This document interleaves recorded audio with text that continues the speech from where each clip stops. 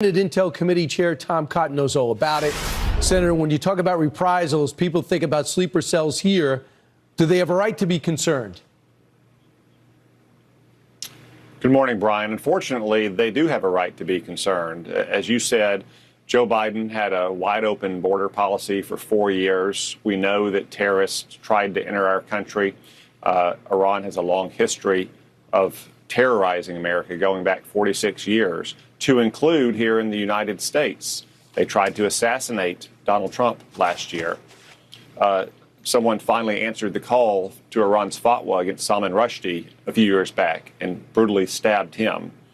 But I think it's important that we remember Iran did not become a terrorist state because Donald Trump bombed their nuclear bunkers. He bombed their nuclear bunkers because they're a terrorist state.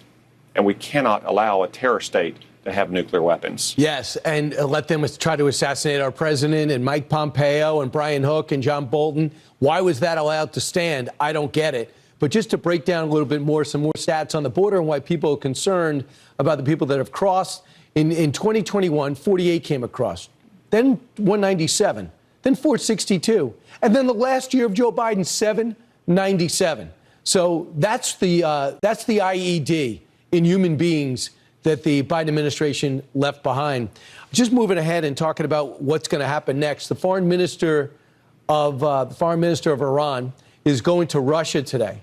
And ahead of that meeting, the former president of Russia, Dmitry Medvedev, says this: the enrichment of nuclear material, and now we can say it outright, the future production of nuclear weapons will continue.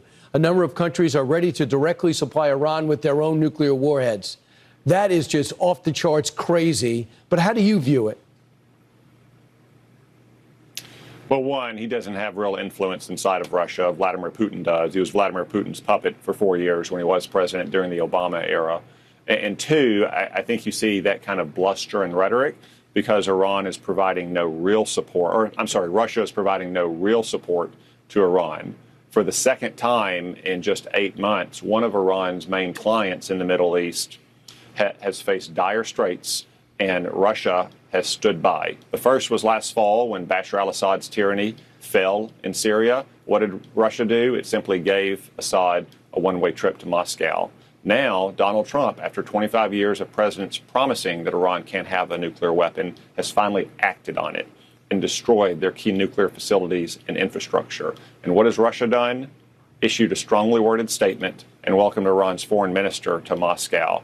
So I think this is mostly just bluster to cover up the fact that Russia is a pretty fickle friend to have in the world.